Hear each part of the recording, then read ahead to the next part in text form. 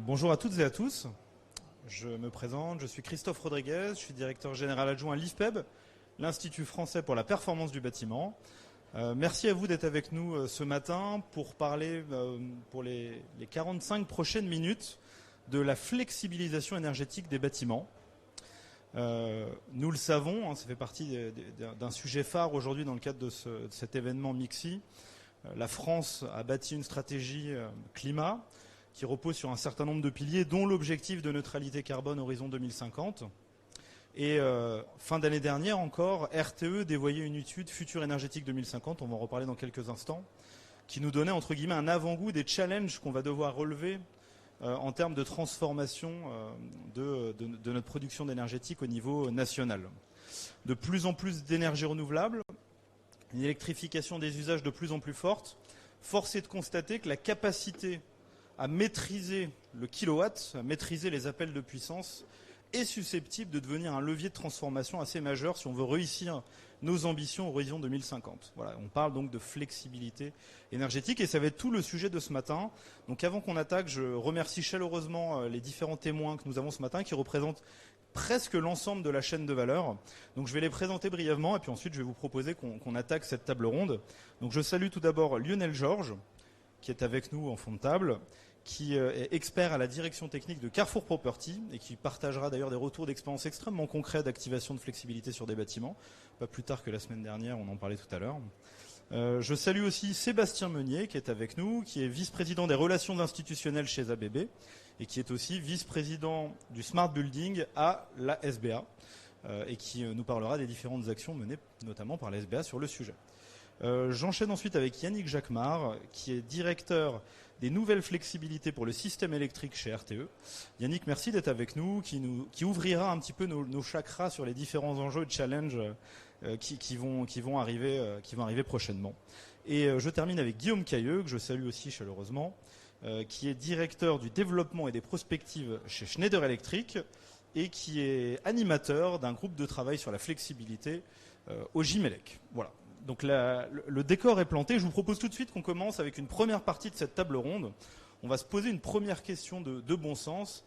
Finalement, pourquoi aurons-nous besoin de flexibilité énergétique et quel pourrait être le rôle que jouerait le secteur du bâtiment dans ces enjeux de flexibilité énergétique? Et je propose à Yannick Jacquemart de RTE de nous planter un petit peu le décor. Yannick, c'est à vous. Bonjour à tous. Alors pourquoi des flexibilités De toute façon, on a besoin de flexibilité. La flexibilité, c'est quoi? C'est le suivi de la courbe de charge, c'est l'évolution de plus de demandes, moins de demandes, suivant les moments.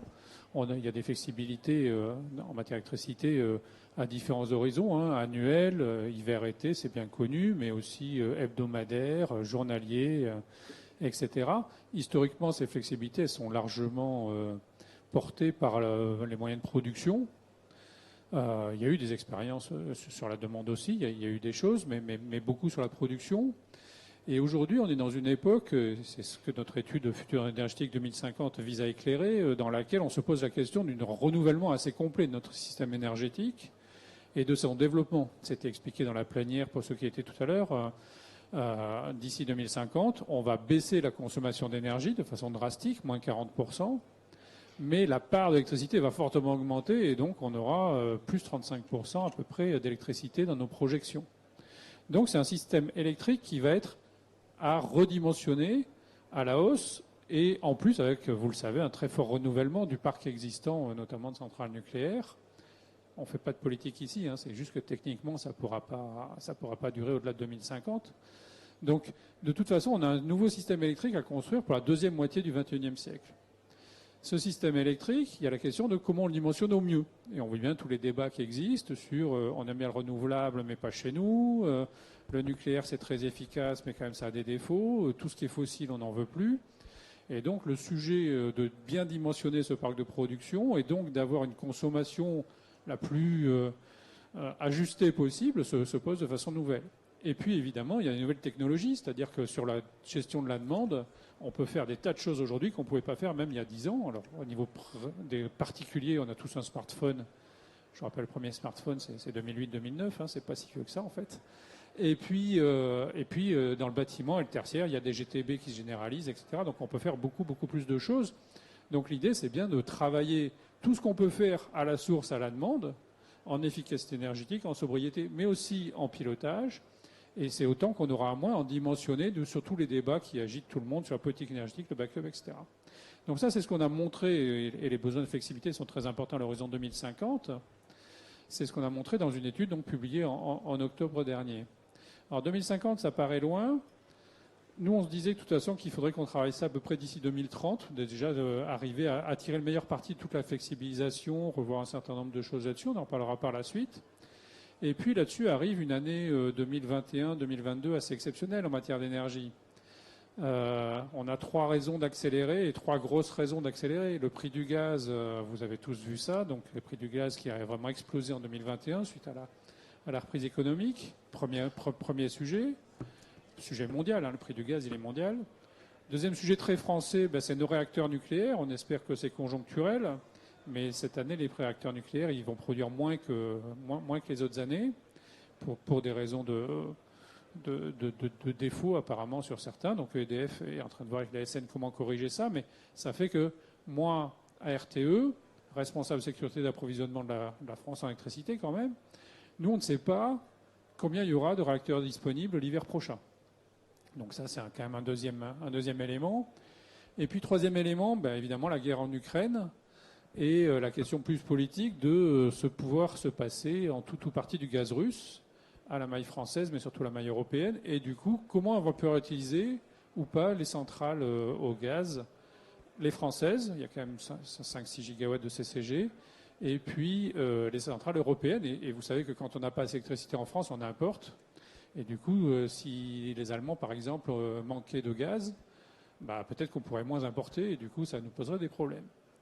Donc tous ces sujets-là, c'est pas pour vous inquiéter ce matin, mais la réalité est quand même celle-là. C'est vrai que la sécurité d'approvisionnement en électricité, elle est plus délicate que d'autres années parce qu'on est totalement hors des scénarios classiques. On est vraiment dans 3 crises majeures qui s'ajoutent.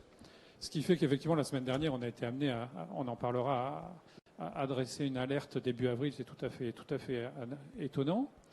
Mais ce que je veux dire ce matin, c'est que tout ça, ça nous pousse à trouver des mesures d'urgence, à éviter de couper de la clientèle si on avait des problèmes, donc on s'y prépare. Mais du coup, ça nous pousse aussi à accélérer sur des choses qui sont des mesures d'avenir. Et c'est ça qu'on cherche à faire, et c'est ça qu'on veut discuter ici. C'est-à-dire que cette flexibilisation dans le bâtiment, c'est un levier majeur. Alors pourquoi le bâtiment on va prendre toutes les sources d'économie de flexibilité. Mais quand je regarde, moi, la consommation l'hiver, si j'ai, par exemple, une centaine, pour faire simple, de gigawatts de consommation l'hiver dans la pointe, eh bien, le bâtiment, ça en fait plus de la moitié. Alors, il y a le chauffage, mais il n'y a pas que le chauffage. Il y a la cuisson, il y a l'éclairage, il y a toutes les ventilations, etc. Et quand on regarde, tout ça, ce sont des gigawatts. Alors, gigawatts, c'est peut-être une notion qui ne vous parle pas, mais c'est des forts éléments de puissance. Et il faut bien comprendre que sur des journées comme ça qui peuvent être critiques, un simple décalage de quelques heures, ça suffit à changer les choses. Donc c'est des journées où à 6 heures du matin, on n'a pas de problème pour alimenter toute la clientèle. Si vous voulez chauffer plus tôt, n'hésitez pas. Par contre, à 11 heures du matin, si vous pouvez arrêter de chauffer pendant 1 heure ou 2, ça nous arrange grandement. Alors je dis chauffer, mais ça vaut pour les congélateurs, ça vaut pour la flexibilité. On peut en trouver partout, je pense. Enfin, dans plein d'endroits en tout cas. L'élément clé, c'est la durée. Nous, ce qui nous intéresse, c'est la flexibilité sur quelques heures. Et ça nous permet de lisser la courbe de charge. Et rien que ça permet d'éviter de faire appel à des pointes, à des moyens thermiques qui émettent beaucoup de CO2, etc. Donc c'est vraiment un sujet important, c'est un sujet méconnu parce qu'on n'avait pas ces difficultés-là. C'est un sujet d'avenir et c'est un sujet de grande actualité. Merci Yannick. C'est vrai que dans le secteur du bâtiment, on parle depuis presque une cinquantaine d'années de consommer moins de kilowattheures. Mais là, on se projette dans une nouvelle aventure qui est la maîtrise du kilowatt. Puis c'est intéressant cette ordre de grandeur finalement. Si on revient en février dernier, sur l'appel de puissance maximum, il y a quasiment la moitié qui est liée au secteur du bâtiment. Donc ça casse un petit peu des idées reçues où on serait tenté de se dire le bâtiment c'est l'épaisseur du trait. C'est pas l'épaisseur du trait, c'est quasiment la moitié.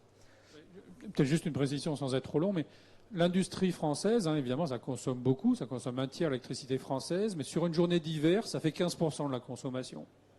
Parce que ça consomme toute l'année de façon régulière, le jour comme la nuit. Donc au moment des pointes, On peut jouer sur l'industrie, mais même si je coupais toute l'industrie française, ce qu'on ne souhaite pas évidemment, ça ferait que 15% de la consommation. Donc beaucoup moins que le bâtiment in fine, beaucoup moins que le bâtiment tertiaire lui tout seul, et beaucoup moins que le résidentiel également.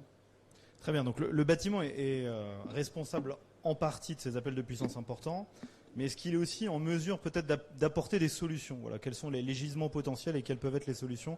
Guillaume, est-ce que tu peux nous apporter un éclairage vu de ta fenêtre?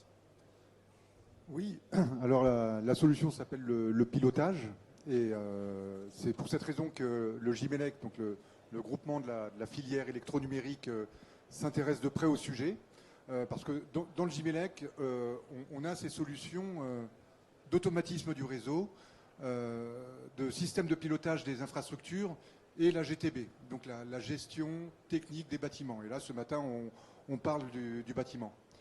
Donc le GIMELEC et les industriels peuvent rendre les bâtiments flexibles et peuvent mettre à disposition du réseau, à l'amont compteur, cette capacité de flexibilité, cette capacité d'effacement. Alors de quelle taille? On a donné quelques gigawatts. Il n'y a pas eu beaucoup d'études pour l'instant, mais il y en a eu une déjà qui remonte à 2019 et qui vient de l'ADEME, qui a estimé que le bâtiment tertiaire peut s'effacer facilement de 2,5 gigawatts, sans conséquences sur le bâtiment, sans impact sur les occupants. Et d'autres acteurs de la chaîne voient même une capacité d'effacement de ces bâtiments tertiaires à 10 gigawatts. Où mettre le curseur, en tout cas, l'aventure est belle. Aujourd'hui, ces gigawatts, ils ne sont pas du tout exploités. Donc c'est un formidable gâchis. Et en même temps, comme on le voyait tout à l'heure, une belle opportunité et de maîtrise de l'énergie et une opportunité d'effacement. Alors, bon, la flexibilité du bâtiment, c'est pas nouveau, hein, elle existe depuis que le ballon d'eau chaude existe, hein, le ballon d'eau chaude que l'on va paramétrer la nuit. Elle existe depuis qu'on a des tarifs heure pleine, heure creuse, et on va caler notre électroménager sur les heures creuses. Mais la nouveauté, c'est que le bâtiment aujourd'hui devient intelligent, smart building, GTB. Voilà. Et donc,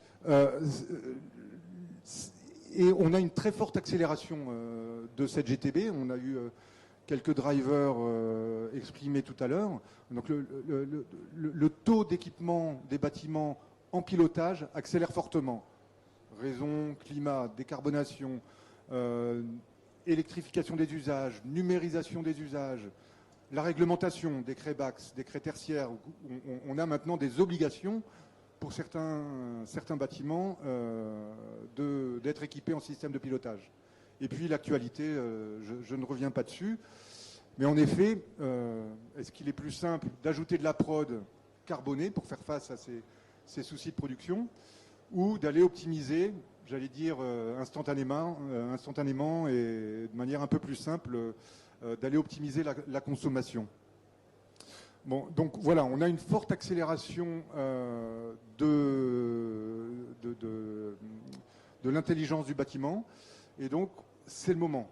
On a la disponibilité technique, les bâtiments sont devenus une brique intelligente, et on a un besoin du réseau, donc c'est le moment de faire de la flex. Merci Guillaume. Donc tout à l'heure, on avait un ordre de grandeur 100 gigawatts d'appel de puissance, le bâtiment responsable de la moitié. Puis là, on a un deuxième ordre de grandeur, un potentiel de environ 2,5 gigawatts sans perturber les gens. Donc on va rentrer un peu plus dans le détail. Du coup Sébastien, on parle de le bâtiment devient une brique intelligente. Du coup, quelle est ta vision de cette smartification du bâtiment? La vision, on l'a construit depuis maintenant, donc cette année, 10 ans, hein, en créant la Smart Building Alliance. C'est de cet endroit-là dont je vais vous parler, qui rassemble plus de 500 entreprises qui viennent à la fois du monde du bâtiment, de l'énergie et du numérique. Et l'avantage de pouvoir avoir ces trois filières qui se rassemblent pour discuter de ces sujets, c'est que on peut avoir la capacité de co-construire les solutions autour du numérique, qui est aussi le prétexte qui est obligatoire pour travailler ensemble. Alors, juste aussi pour replacer un élément de contexte par rapport à l'enjeu, En effet, on est dans un mixte électrique, mais on est dans un mixte énergétique. Donc le mix énergétique en France, il est déjà à 52% décarboné, ou bas carbone en tout cas, bas carbone pour être plus précis. Et l'enjeu, par rapport à ce qui a été dit par Yannick, c'est de le garder dans la durée bas carbone. Donc ça, c'est un enjeu considérable. Et on observe, sans faire de politique, mais juste en regardant dans le rétroviseur, que ce mixte électrique, il n'est pas du tout garanti qu'il soit bas carbone lorsque on n'a pas la chance d'avoir beaucoup de NR ou beaucoup de nucléaire. Malheureusement, le mix électrique en Europe est corrélé. Les émissions de carbone sont corrélées au déploiement des ENR, puisqu'on a des productions d'énergie qui ne sont pas pilotables. Pas de vent, pas de soleil, etc. Donc l'enjeu pour nous, c'est de le garder bas carbone. Par conséquent, il faut introduire la flexibilité. Alors qu'est-ce qu'on n'a pas fait jusqu'à présent, qui est à notre main en termes de technologie, pour atteindre cet objectif ambitieux, tout en gardant effectivement des trajectoires, là pour le coup politiques, sur quels moyens de production on met en place. On a le numérique. On ne peut pas piloter sans système d'information, sans data, sans algorithme. Et puis des capacités de stockage d'électricité. Donc je vous renverrai au plan hydrogène par exemple, mais il n'y a pas que l'hydrogène qui permet de stocker l'électricité, de façon à disposer de possibilités, en effet, pour lorsqu'on a besoin d'autoconsommer, de pouvoir le faire, par conséquent, de rendre un service au réseau en s'effaçant par exemple. Donc il y a un contexte énergétique, mais il y a aussi un contexte d'usage. Donc aujourd'hui dans les bâtiments, on sort de cette crise sanitaire. Si effectivement on prend le soin de se déplacer dans un bâtiment d'activité, c'est pour faire quelque chose de différent, de plus performant que si on reste à la maison. Bon. Et donc par rapport à ça, il y a maintenant des besoins aussi de flexibilité qui vont directement avoir des impacts énergétiques majeurs. Par exemple, le flex office, la capacité de sous-dimensionner des espaces. Si par exemple demain, grâce à la mise en place, finalement je modifie mon process humain, qui est de dire je vais me réorganiser mon activité avec un accord de télétravail par exemple, avec des salles de réunion plus petites, etc. Peut-être je vais diminuer ma surface de 30%.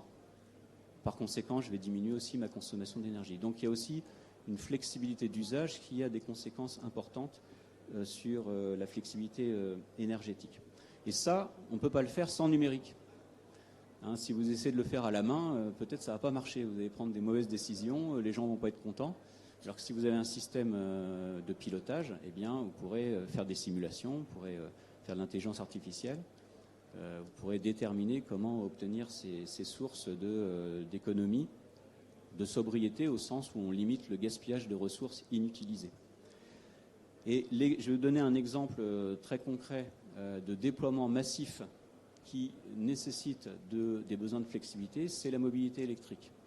Alors il y a la mobilité électrique sur la voie publique, sur les autoroutes, etc. Mais il y a aussi les flottes captives, tous les véhicules d'entreprise qui sont dans les bâtiments. Et donc là, on parle de véhicules to building, véhicules to home, ou donc ce qu'on appelle le V2G, plus généralement. Et donc par rapport à ça, on va avoir un déploiement massif de véhicules électriques. Et donc il faut un cadre de référence. Alors il y a la réglementation, mais la réglementation ne dit pas qu'il faut sous-dimensionner. La réglementation ne dit pas qu'on doit avoir des capacités de recharger intelligemment, c'est-à-dire pas tout le monde en même temps et puis après plus rien. Et donc avec un pilotage, avec des systèmes numériques, on peut faire une recharge ordonnancée. Et donc, comme vous savez, les consommations des bâtiments ne fait que baisser. Mais là, vous êtes en train de rajouter potentiellement un chargeur à 50 kW ou 2 chargeurs à 150 kW ou 10 chargeurs. Et donc, vous voyez que la puissance électrique appelée, c'est bien sûr, il y a toujours le chauffage, la climatisation, la ventilation, mais il y a aussi une nouvelle charge qui est le véhicule électrique. Et donc, il faut avoir un cadre de référence pour pouvoir se mettre d'accord sur quelle qualité de service. Parce qu'un véhicule, c'est un petit peu plus compliqué comme application qu'un ballon d'eau chaude sanitaire. C'est un petit peu plus complexe. Et puis, il faut se mettre d'accord sur comment on va faire, à la fois techniquement et puis en termes de gouvernance. Voilà, donc c'est ce qu'on fait à l'ASBA, on fait des cadres de référence, on fait des livres blancs, de façon à pouvoir donner des outils aux acteurs pour s'organiser et notamment générer des capacités de flex. Merci Sébastien. Donc, on a vu que le bâtiment avait un rôle à jouer. Le décor est planté, il y a un gisement, il y a un cadre. Et donc, je vous propose qu'on passe du coup à la deuxième partie de la table ronde. Et on va commencer à rentrer un peu dans les leviers d'action avec des retours extrêmement concrets. Et donc, je salue Lionel qui est avec nous. Et Lionel, est-ce que tu peux du coup nous partager l'expérience de flexibilité? Est-ce que c'est de la science-fiction tout ce qu'on se dit, ou est-ce que tu as des choses un peu concrètes à nous partager? Il me semble qu'il y a des choses concrètes. Déjà, bonjour à tous. Carrefour Property gère une centaine de grands centres commerciaux en France, notamment des hypermarchés, des galeries marchandes avec des boutiques. Nous avons repensé notre infrastructure de gestion technique de bâtiments en 2018. Et en 2018, on s'est dit, on va profiter d'injecter des briques à des API spécifiques de Flex, en fait, dans nos systèmes d'automates, en cas de besoin, de pouvoir activer avec une API tierce directement tous les automates de France et de couper les installations en cascade qui ne sont pas forcément utiles à un instant T, et puis aider le réseau électrique s'il y avait besoin. C'est du chauffage, c'est du rideau d'air, c'est du tumulus, tout ce qu'on veut, qui est assez énergivore sur un centre commercial. Ce qui nous permet, nous, un instant T, sur l'ensemble de la France, avec notre infrastructure, de tout de suite d'actionner en cascade la diminution de la puissance instantanée de la corde de charge de tous les bâtiments. Ensuite, on s'est dit, oui, c'est très bien, ça fait de l'effacement de process, 1 heure, 2 heures maxi. Il y a des tunnels de confort, le client ne voit rien, le commerçant ne voit rien, ça ne génère pas d'impact sur le confort. Mais ça, on va le valoriser en même temps. On va le valoriser comment? Financièrement. Donc on a passé un contrat avec un agrégateur sur le marché de capacité, que quand il nous demande de nous effacer quand il y a une tension sur le réseau, en échange, on reçoit à hauteur de 60 000 € le mégawatt effacé sur le réseau à l'année, à la demande d'effacement. Grosso modo, actuellement, on est effacé entre 3 et 5 fois par an à la demande de l'agrégateur pour aider le réseau à des moments de tension. On a eu un exemple le 4 avril par RTE qui a demandé à tous les Français de s'effacer. Voilà, donc nous on l'a fait en manuel, c'est-à-dire juste 3 clics. On a baissé de 31% notre puissance instantanée le 4 avril à 7 heures, qui correspond globalement à 2% de la consommation totale d'effacement de RTE à ce moment-là. Ça veut dire qu'il y a quand même un impact qui est assez important en mégawattheure. Donc c'était en mégawattheure.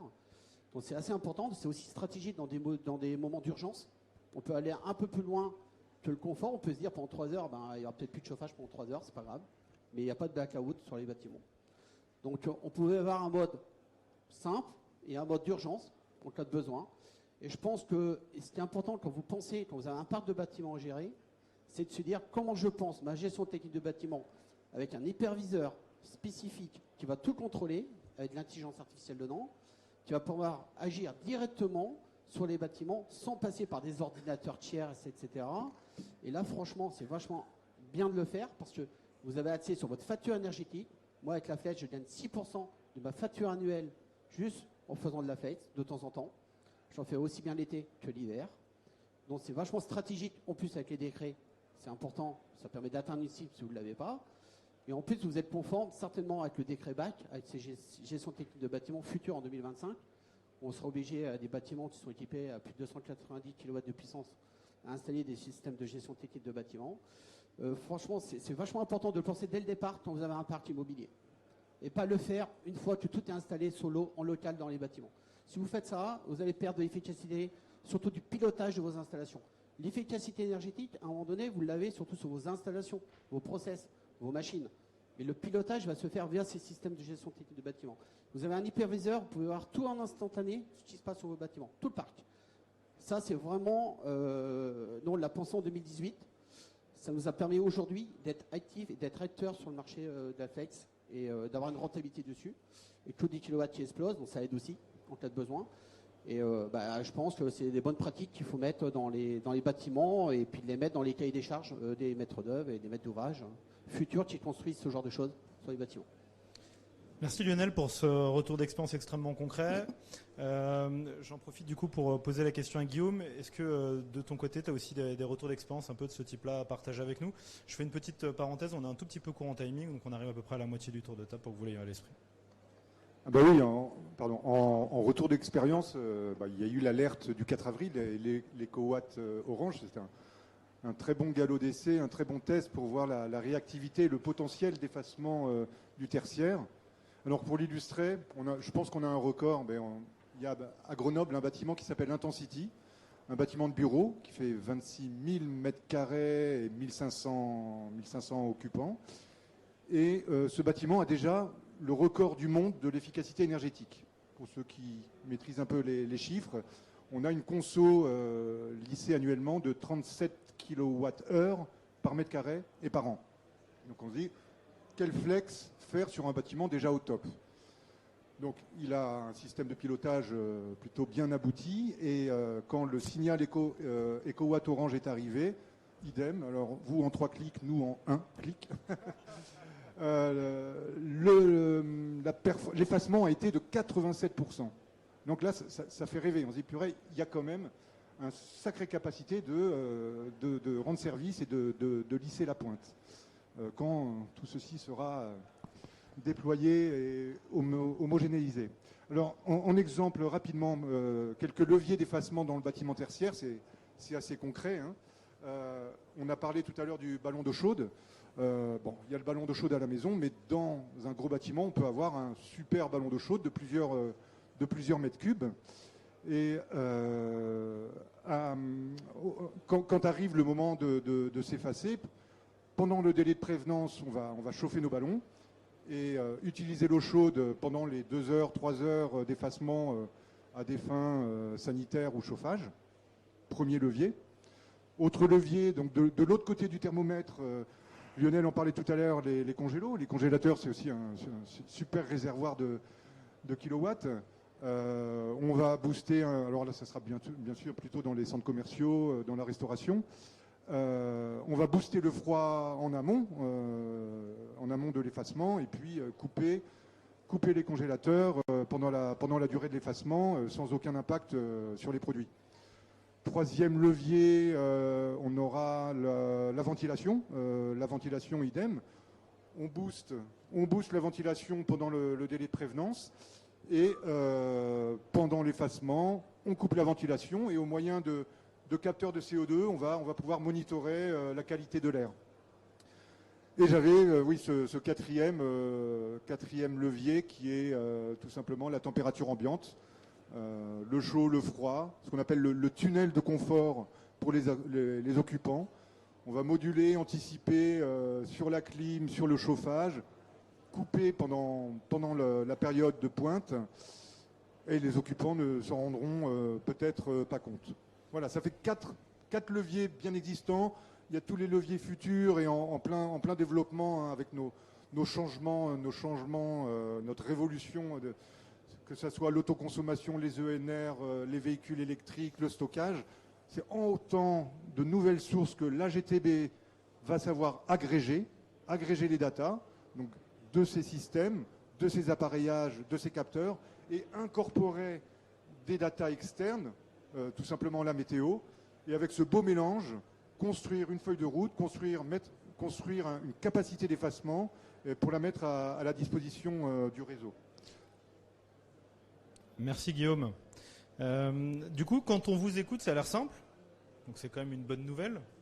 Malgré tout, on a quand même l'impression qu'il y a différents acteurs, différentes parties prenantes, l'utilisateur, l'exploitant, potentiellement le propriétaire. Il faut qu'on ait des systèmes qui aient été pensés pour ça. Tout à l'heure, Lionel parlait du cahier des charges qui va bien, qui a été pensé pour qu'on ait 3, 2, 1 clic. Il y a un peu un concours de clics, il faudra qu'on voit qui fait le moins de clics. Du coup, c'est quoi un peu les facteurs de succès finalement? Puis j'en profite du coup, Sébastien, aussi pour te poser la question, comment on pourrait aller plus vite, plus loin, enfin voilà, quels pourraient être les facteurs pour réussir et puis massifier ce type d'approche? Bon, déjà, le premier point, c'est que ça invoque beaucoup de parties prenantes, beaucoup de systèmes techniques, ça a été dit. Et donc, il faut un cadre de référence pour que chacune des parties prenantes et que les contrats puissent s'y référer, que les équipes puissent s'y référer. Donc, c'est ce qu'on développe à l'SBA avec le cadre de référence Ready to Service R2S.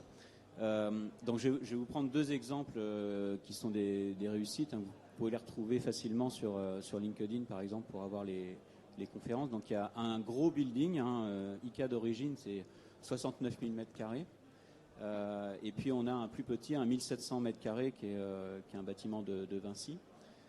Et en fait, ce qu'on voit, c'est que ces bâtiments, ils ont les 2 grandes caractéristiques que j'ai indiquées au début, c'est-à-dire ils ont ces capacités de flexibilité énergétique et ils ont aussi ces capacités de flexibilité d'usage. Et j'insiste là-dessus, les 2 vont ensemble, parce qu'au bout d'un moment, vous ne pourrez pas améliorer à l'infini les rendements et vous ne pourrez pas non plus à l'infini étendre le tunnel de confort. Donc ça veut dire qu'il faudra faire autrement. Et si vous n'avez pas du numérique, vous ne pourrez pas faire autrement. Voilà, donc ça, c'est 2 exemples très concrets. Alors le R2S, aujourd'hui, c'est déjà 1 million de mètres carrés. Et j'insiste aussi sur un point, ça concerne les bâtiments existants. Donc il n'y a pas besoin d'attendre de déconstruire pour reconstruire ou de faire du neuf. On peut le faire sur des bâtiments existants. Et puis, du coup, ça permet de bien spécifier. Il y a 6 piliers que je vous rappelle. Il y a la connectivité, puisqu'on voit bien que sans ces échanges d'informations, ça ne va pas être possible. L'architecture réseau qui va avec, tous les équipements et interfaces, la sécurité, bien sûr, la cybersécurité, le management, parce qu'à la fin, c'est aussi un process humain qui est derrière, et puis les services qui sont offerts aux parties prenantes. Et ça permet, notamment lorsqu'on active le volet énergie, donc on a un R2S for Grids, qui va permettre de caractériser notamment cette flexibilité, de la chiffrer, et pour ça, ce référentiel s'appuie notamment sur les travaux du Gimelec avec GoFlex, qui est un indicateur qui va permettre de calculer cette capacité de flexibilité. Et puis ensuite, on a le système de pilotage qui va pouvoir l'activer. Merci beaucoup Sébastien. Il nous reste très peu de temps, peut-être 5 minutes pour se demander les leviers de massification avant qu'on se projette un petit peu sur le plan de bataille des prochains mois, des prochaines années. Lionel, en 2 mots, c'est quoi les quelques bonnes idées qu'on pourrait avoir si on voulait aller plus vite et massifier ce type d'approche ? L'intégrer au niveau réglementaire, soit au niveau du décret BAC, éventuellement, créer des briques spécifiques sur le flex. Ça peut être aussi dans le décret tertiaire. Mais le penser directement au niveau réglementaire. En France, malheureusement, on fait des choses quand c'est du réglementaire. Ça va plus vite si on veut le faire soi-même. Je pense qu'il faudrait le faire au niveau réglementaire et l'intégrer directement dans les maîtres d'ouvrage, dans les cahiers des charges, de la construction neuve, et puis bien sûr dans l'existant. Il y a un gros potentiel dans l'existant, il est énorme. Nous, quand on baisse de 31%, c'est quelques mégawatts à l'instant T qui tombent sur le réseau. Donc en plus on le valorise financièrement. Je pense que pour les exploitants, c'est une source de revenus supplémentaire, c'est une bonne image RSE en complément, c'est de l'effacement divers et non du gris à du groupe électrogène. Donc au final, c'est quand même pour le climat, ça participe à la neutralité aussi carbone, indirectement, c'est aussi en lien. Donc je pense qu'il faudrait l'intégrer au niveau réglementaire et de pousser un peu ce volet-là, sachant que le RTE va en demander beaucoup dans les années à venir. Je pense qu'il faut pousser le bâtiment là-dessus. D'accord, donc carrément l'intégrer en fait dans le socle réglementaire. Il faut l'intégrer dans le socle réglementaire. Penser plutôt dans une rationalité efficacité énergétique carbone et puis rajouter ce volet-là.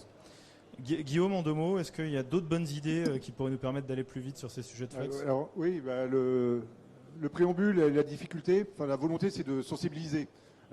C'est pas évident à la base parce que c'est vrai que la flexibilité, ça peut être perçu comme quelque chose d'expérimental ou de contraignant. Et donc le Gimelec est parti sur cette sensibilisation, sur cette acculturation en développant il y a 2 ans un indicateur qui s'appelle GoFlex. Voilà, donc GoFlex, c'est comme une étiquette de capacité d'effacement d'un bâtiment, une étiquette que l'on va coller sur un bâtiment et qui est très simple, qui a 3 datas, un nombre, une lettre, 1%, un pourcentage. Je ne sais pas si j'ai le temps de rentrer dans les détails. Ouais. Alors, ce GoFlex, je reviens sur ces 3 paramètres. Le nombre va donner la puissance effaçable de ce bâtiment en kilowatts. La lettre A, B, C ou D se réfère au système de pilotage. D, on a un système de pilotage ultra manuel. C'est l'opérateur qui va à vélo faire on-off sur ces équipements le jour où l'opérateur de réseau l'exige.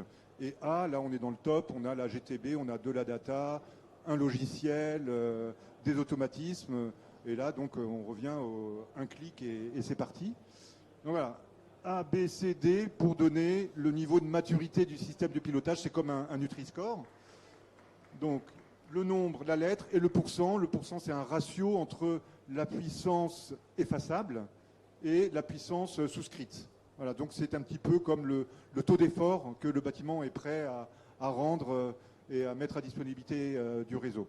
Voilà, donc GoFlex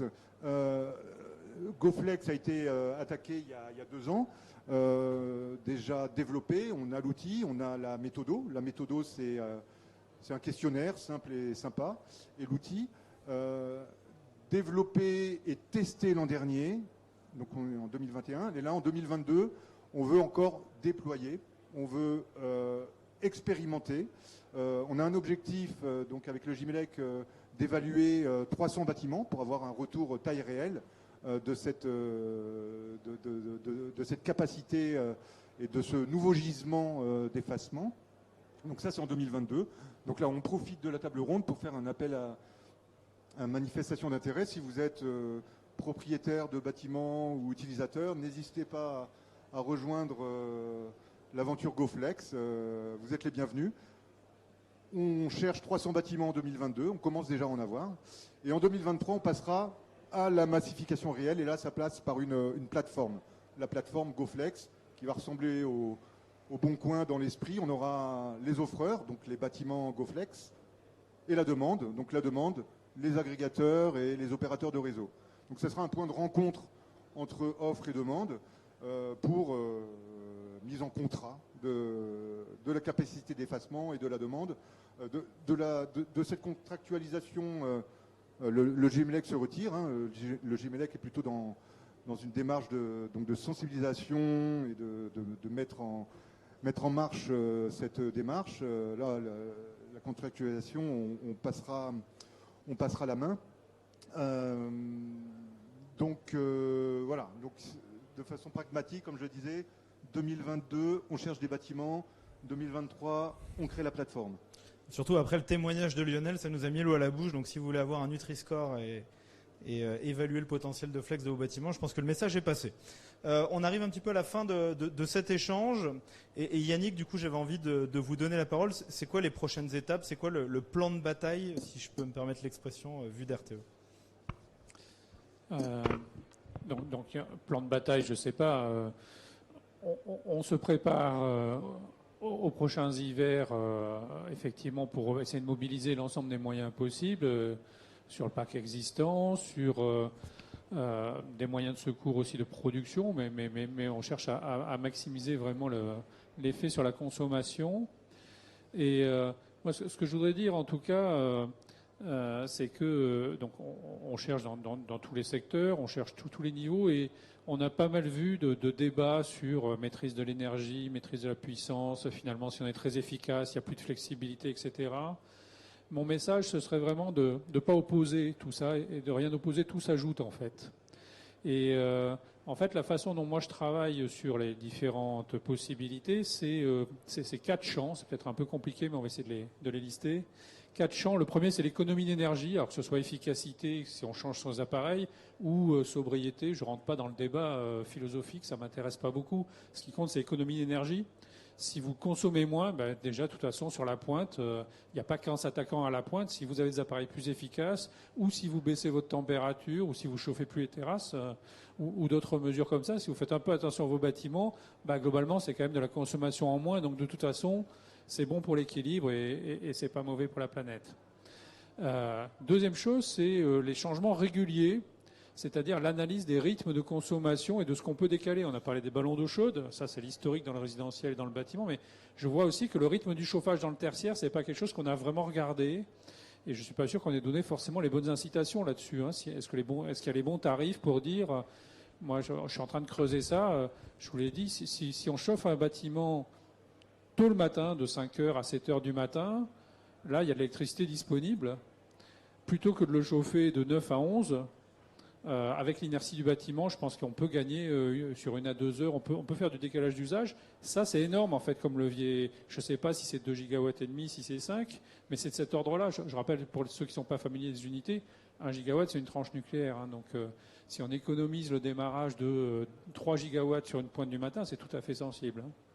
Donc deuxième niveau, c'est déjà, avant d'en venir à de l'effacement très dynamique, très compliqué, donc économie d'énergie en 1, bien placer sa consommation chaque jour, à nous de voir côté système, côté fournisseur qu'il y a les bonnes incitations. Après, il y a de l'effacement un peu régulier, comme il y en a déjà, donc sur certains jours d'hiver, etc. Mais il y a des vieux systèmes JP Tempo, il y a les nouveaux systèmes d'agrégation, de certification mécanisme de capacité pour les professionnels. Du marché de l'énergie, je veux dire, mais il y a des agrégateurs pour ça. Donc, moi, je travaille beaucoup ça, alors avec les régulateurs, avec les fournisseurs, pour voir un peu comment on peut rationaliser et comment on peut développer cet effacement régulier, mais avec une vraie valorisation. Donc, un gain, il faut que ce soit intéressant. C'est pas juste un geste civique, c'est intéressant pour l'utilisateur. Il contribue sur le bilan CO2 du système électrique français, et il faut qu'il s'y retrouve aussi sur sa facture, si c'est les moments où il y a de l'énergie disponible. Et puis le 4e niveau, là on innove un peu, on l'a fait donc effectivement il y a 10 jours, c'était pas prévu, mais on a une petite difficulté début avril, là le 4 avril. C'est un système qu'on veut mettre en place, alors qu'il y a un système de volontariat, c'est un système de gestes civiques qui existait déjà mais qu'on veut vraiment développer et renforcer, qui s'appelle EcoWatt. Donc EcoWatt c'est un site, mais c'est surtout un signal. Donc, qui prend 3 valeurs pour faire simple. Il est vert l'essentiel du temps, et normalement tout le temps. Depuis 30 ans, il aurait toujours été vert. Tant mieux, hein. Mais là, vu les difficultés qu'on a, on le passe orange. Orange, ça veut dire, écoutez, normalement, on ne va pas couper des gens, mais quand même, au moindre aléa, on est limite, on n'a plus de marge. Donc, nous, on pense que c'est d'intérêt public que RTE, qui gère le système, prévienne de ça. On va prévenir 3 jours à l'avance. Alors ça peut rechanger. L'idée, c'est un peu comme la météo. C'est comme alerte orange, alerte rouge.